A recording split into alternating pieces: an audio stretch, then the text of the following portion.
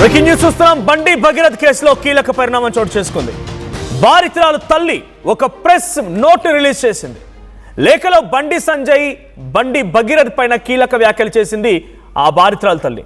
2025లో నా కూతురికి బండి భగీరథ్ పరిచయం అయ్యాడు. స్నేహితుడిగా ఉంటూ నా కూతురిని మానసికంగా లోబరుచుకున్నాడు.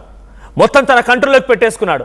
కమ్యూనికేషన్ చేయడం, ఒకవేళ కనుక తను మాట్లాడకపోతే తన స్టడీ మీద ఫోకస్ చేయకుండా చేశాడు, తను ఏం మాట్లాడకుండా చేశాడు. ప్రతిదీ కూడా తన కంట్రోల్లోకి తీసుకునే ప్రయత్నం చేస్తే తన లెటర్లో ఏం రాసుకొచ్చారంటే, during the year of 2025 what began as a normal interaction slowly turned into a emotional dependence through constant communication, emotional assurances, repeated persuasion through constant communication and sustained personal contact. ఆ అమ్మాయితో నిత్యం మాట్లాడుతూ ఉండేవాడు. చదువుల పట్ల అమ్మాయి ధ్యాస ఉండేది కాదు. ఆ అమ్మాయిని ఒక ఎమోషనల్గా తన వైపుగా తిప్పుకునే ప్రయత్నం చేశాడు బండి భగీరథ్ అనేది ఆ అమ్మాయి తల్లి చెప్తున్నమాట. Psychologically controlled, emotionally manipulated, discouraged from focusing on her studies and future, and repeatedly pressured for physical involvement despite her discomfort and resistance. Physical contact కోసం కూడా పదే పదే ఆ అమ్మాయిని లోబరుచుకునేందుకు ప్రయత్నం చేస్తూ ఉండేవాడంట.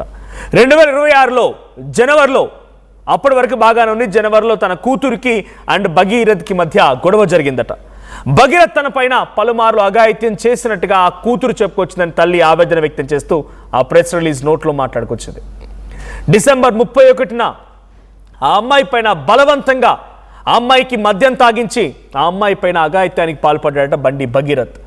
మరోసారి అపార్ట్మెంట్లో కూడా ఆ అమ్మాయి పైన అఘాయిత్యానికి పాల్పడ్డట్టుగా తన కూతురు ఆ తల్లికి చెప్పుకొచ్చిందట.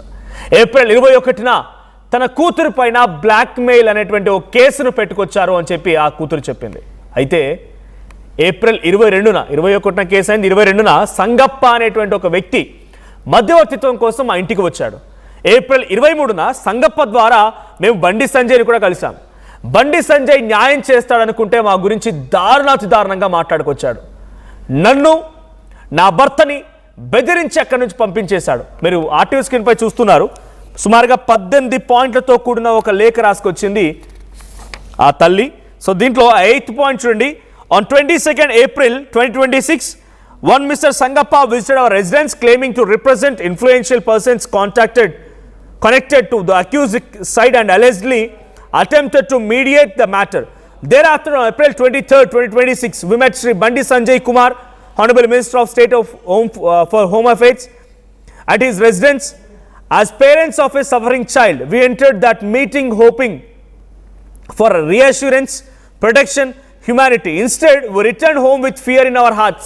మేము వెళ్ళాము అక్కడికి, మాకు న్యాయం జరుగుద్ది, నా కూతురికి న్యాయం జరిగిద్ది, నేను అక్కడికి వెళ్ళి ఆయన ఒక మానవతా దృక్పథంతో ఆలోచిస్తాడు, మానవత్వంతో ఆలోచిస్తాడని చెప్పి అంత ఆశాభావంతో మేము వెళ్ళాం. కానీ ఇంటికి తిరిగి వెళ్ళేటప్పుడు మా గుండెల్లో భయంతో వెళ్ళాం. Certain statements allegedly made regarding a political influence, supporters and consequences for people who trouble the family deeply disturbed and intimidated us. గతంలో నన్ను ముట్టుకున్న వాళ్ళని బెదిరించిన, నా జోలికి వచ్చిన వాళ్ళ సంగతి ఏంటో గుర్తు చేసుకోండి బెదిరించాడంట Bandi Sanjay. So my daughter and our family have lived under constant fear and emotional pressure. We respectfully request independent verification and investigation into these circumstances.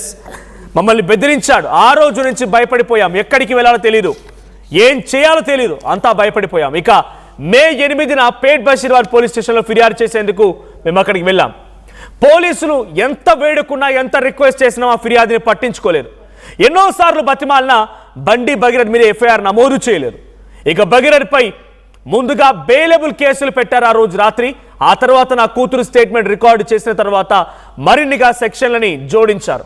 మేము పేట్ బషీర్బాద్ పిఎస్లో ఉండగానే నా కూతురుపై కరీంనగర్ 2 టౌన్లో కేసు నమోదు చేశారు. కేసు సాక్ష్యాల కోసం పిఎస్లో సీసీటీవీ ఫుటేజ్ రిజిస్టర్లో టైమింగ్స్ భద్రపరిచారని కోరామని చెప్పి ఆ బాధితురాలు చెప్తోంది. దయచేసి నా కూతురి ఫోటోలు, ఆమె ఐడెంటిటీని దయచేసి రివీల్ చేయకండి అని ఆ బాధితురాలు తల్లి ఆవేదన వ్యక్తం చేస్తోంది. నా కూతురు డేట్ ఆఫ్ బర్త్